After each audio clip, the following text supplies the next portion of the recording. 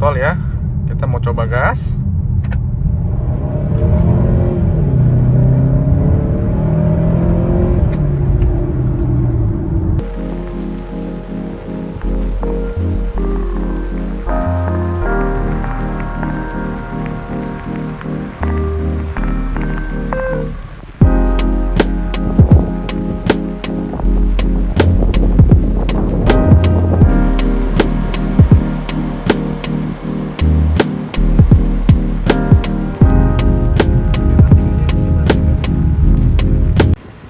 Halo, balik lagi dengan Garasi Papaki. Selamat pagi, hari ini kita mau review saingan ketat dari Hyundai Palisade, yaitu Mazda CX-9. Ini Mazda CX-9 tahun 2018. Sama juga kayak Hyundai, sudah dibeli dari sejak launching. Pas tahun 2018 langsung dibeli, masih harga di sekitar 700 jutaan ya kalau nggak salah. Sekarang kan sudah 800 jutaan yang barunya. Nah, kita mau lihat review, kita bandingin dengan Hyundai Palisade. Ini untuk warnanya warna grey, warna abu-abu.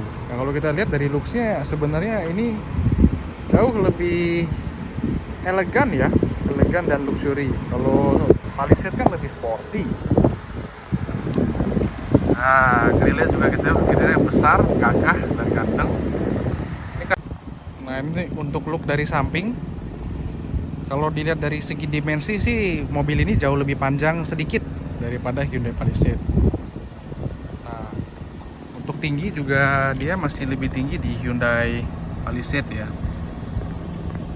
Kalau buat yang nggak biasa, ini sering susah kalau kita manuver di belokan yang agak tikung atau tajam. Kadang-kadang bisa kena di bagian ban belakang sini. Saya sering kena nih bagian belakang sini, bahkan pernah kena baret di sini nih. Setelah belokan saya baret di sini, cuma ini udah di repair, udah dibetulin lagi. Karena untuk manuver mobil ini, bahkan di sini sempat ada penyok ya. Untuk manuver mobil CX-9 memang butuh effort, hati-hati lebih dikit, dan butuh skill juga ya. Kalau belum biasa pasti agak sulit. Untuk looks dari belakangnya nggak jauh beda dari Mazda model CX-5 ataupun CX-8, hanya bodinya lebih lebar dan lebih besar aja. Tapi kalau buat saya sih bodinya CX-9 ini masih looks good ya, tampangnya gagah dan keren. Lebih elegan lah, hanya kurang sporty sedikit aja. Untuk velgnya sendiri dapat ukuran 255, 50, ring 20 ya. Ring 20 di sini sih kelihatannya kecil karena bodi mobilnya yang sangat besar sekali. Tapi justru ini mobil masih cukup nyaman walaupun ring 20. Oke, sekarang kita masuk ke dalam, kita langsung lihat. Oke. Nah, kita langsung nyalain mobilnya. Oke, mesin masih sangat halus. Bagus. Seperti ini suasana kabinnya.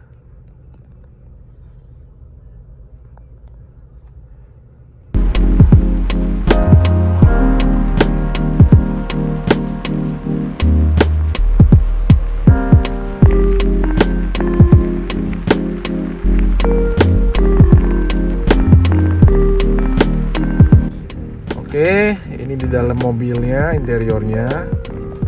Jadi ini buat infotainment system, volume, ganti-ganti track, makan telepon, matiin telepon kalau udah di-connect teleponnya. Ini juga cruise controlnya udah ada. Nah, ini looksnya, buildnya sih sangat simple tapi elegan gitu. Setahu saya sih ini dari CX-3 sampai CX-9 sih mirip-mirip semua begini ya. Bentuk AC-nya juga sama harusnya sih. Paling sini ada untuk anginin kursi kalau mau adem. Ya ini standar ya untuk style AC. Nah, ini untuk sport mode. Kalau sport mode tinggal diangkat, kalau itu tinggal turunin. Nah, ini juga infotainment system, ini volume, ini buat ganti-ganti modul. Rem tangan udah sih, simple gitu aja. Untuk tempat penyimpanan juga sangat-sangat lega. Ini juga udah ada untuk sunroofnya. Oke, sunroof tinggal buka tutup di sini. Silau ya, tutup lagi. Nah, ini untuk sulux bagian belakang. Oke, sekarang kita masuk lihat bagian dalam. Ini untuk bagian belakangnya. Ya, kita masuk. Nah, untuk legroom masih oke. Buat saya yang tinggi 180-an. Nah, ini handle nyaman buat armrest. Ini kecil paling buat anak-anak. Sama ini kursi bahannya sih oke ya, bagus. Tapi untuk kenyamanan menurut saya lebih enak di Hyundai Palisade karena kursinya sudah captain seat. Kalau ini masih kursi biasa nih. Tapi cukup nyaman lah. Ini kalau kita pakai pergi keluar kota, jalan-jalan juga masih oke karena lega, masih bisa selenjoran ya, agak-agak selenjoran. Ini setel AC di sini, AC juga enak. Nah, ini kita lihat, ini ada kursi ketiga, cuman lagi diturunin. Nanti kita coba lihat bagian bagasinya. Nah, sebenarnya kekurangan di sini, kalau kita angkat nih, kursi baris 3, bagasinya bener-bener kecil. Kecil banget ya. Buat penyimpanan sih agak-agak sulit. Nah, di sini pun kursi ketiga palingan bisa untuk paling orang dewasa yang kecil atau anak-anak kecil. Oke, kita langsung mulai mundur aja. Sudah ada kamera belakang, jelas. Nah, hari ini kita sharing, mau cerita mengenai pemakaian mobil Mazda CX-9 dari beli kilometer 0 sampai sekarang di kilometer 30 ribuan. Pasnya di 32.000. Untuk pemakaian dari awal sampai sekarang, ini mobil saya pakai harian, kebanyakan buat ke kantor. Jadi untuk daily driven hari-hari, mobil ini cukup nyaman, compact. Selain buat commute, buat hari-hari, mobil ini kalau mau dipakai buat liburan, bareng keluarga besar, atau kalau libur Sabtu Minggu, keluar kota, road trip, ini juga sangat memadai. Mobilnya sendiri bisa muat sampai 7-seater. 2 di depan, 3 di tengah, 2 di belakang. Seperti yang saya sempat jelasin tadi, untuk feel ride-nya sebagai penumpang ataupun sebagai supir, rasanya sangat enak dan nyaman. Jadi pergi jauh pun rasanya juga masih pasti nggak terlalu lelah dan capek. Nah, dari ride berkendaranya sendiri pun sangat oke. Nanti kita coba lihat kalau untuk performance drivingnya nih.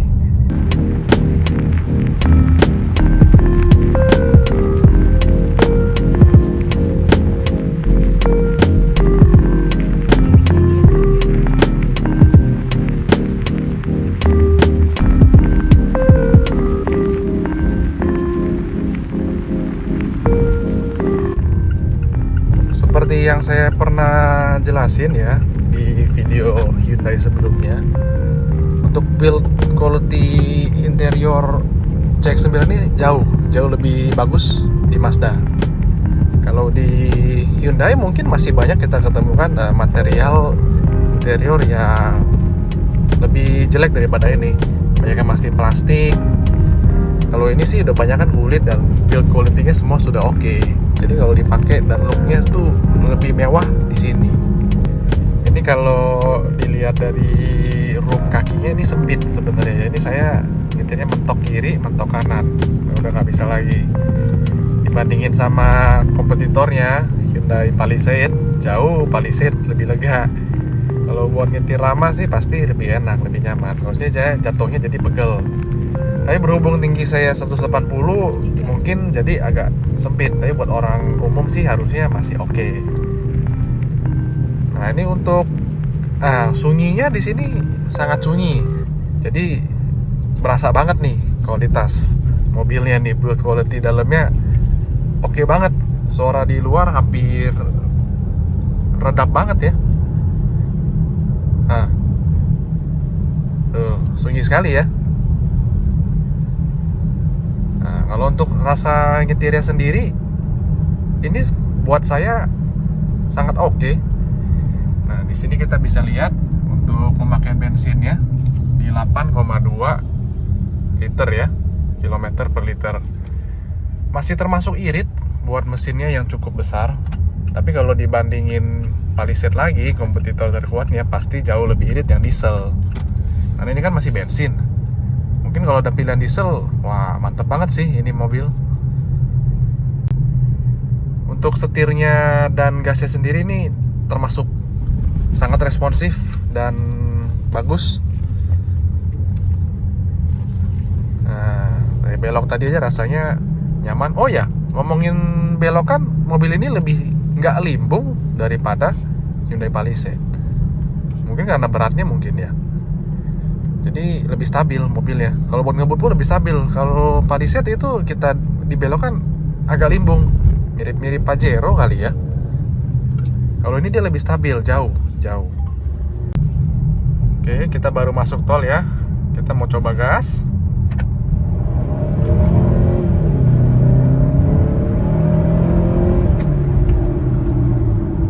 Oke, untuk akselerasinya sendiri jauh lebih kenceng dan narik di mobil ini. Kalau kemarin kita udah sempat lihat tuh di Hyundai, sepertinya sih nggak senarik ini. Kalau ini tadi saya gas full, ya badan agak ketarik ke belakang sedikit lah ya. Nah, kita coba. Tadi kan di mode normal, sekarang coba nanti kita ganti di mode sport. Nah, langsung naik ya RPM-nya. Langsung aja kita coba gas.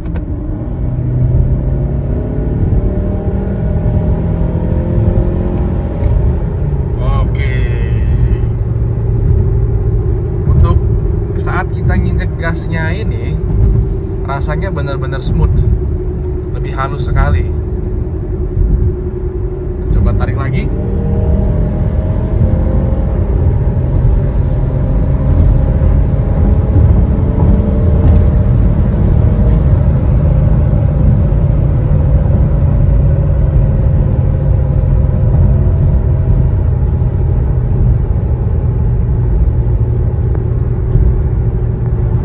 Oke, mantap banget ya mobil ini. Keunggulan lainnya dari mobil ini, nih saya mau nunjukin kalau kelihatan. Nah, keunggulan lainnya mobil ini kalau bisa lihat itu ada hologram speedometer. Nah, kalau di kamera mungkin kedip-kedip, tapi aslinya enggak ya, karena efek di kamera aja. Hologram speedometer ini sangat membantu ya. Jadi kita nggak hilang fokus. Kadang-kadang kan ngelihat speednya udah berapa nih. Nah, di sampingnya itu ada garis 2 tuh, garis kiri kanan. Nah, itu buat ngikutin jalur tol ini nih. Bang, coba misalnya saya belokin ke tanpa itu kalau saya belokin tanpa pegang sen, langsung di warning sama dia. Nah, warningnya itu dalam bentuk setir ini nanti agak ada getaran, vibrasi beret gitu, zeret gitu. Coba nih, misalnya harusnya kan kita belok kalau mau ganti jalur belok pakai sen nih. Kalau kita nggak pakai sen, nanti sama dia kita ada tandanya di warning gitu, mobilnya jadi ngasih sinyal hati-hati gitu. Fitur lainnya kalau ini udah ada blind spot ya. Jadi kalau kita kadang-kadang nggak kelihatan, dia udah ada sensornya tuh yang nyala. Jadi ketika kita pakai sen, ada mobil tadinya ada suara ya, titit gitu. Kalau kita pakai sen, ada blind spot, dia langsung udah ada sensornya, jadi jauh lebih aman. Nah, itu contohnya nyala lagi ya. Nah, untuk navigation juga udah up to date, dia udah tahu jalur-jalur lewat mana. Jadi kalau mau pakai GPS juga udah bisa lewat yang infotainment system ya. Oke, jadi secara kesimpulan, memang mobil ini sangat oke ya. Buat saya dari awal pakai sampai sekarang kurang lebih udah mau 3 tahun berarti ya. Masalah yang ribet nggak ada, mobil dipakai juga sampai sekarang enak, servis pun gampang. Sangat cocok buat orang-orang yang suka pakai mobil hari-hari, yang memang dipakai untuk nyetir. Nah, kalau memang kamu suka nyetir, suka dengan performance mobil, akselerasi mobil, itu bisa pakai Mazda CX-9. Memang dari quality nyetirnya ini sangat oke dan lebih enak untuk driving experience-nya. Oke, mungkin sekian untuk hari ini review Mazda CX-9. Mudah-mudahan review saya dapat membantu. Sekian dan terima kasih.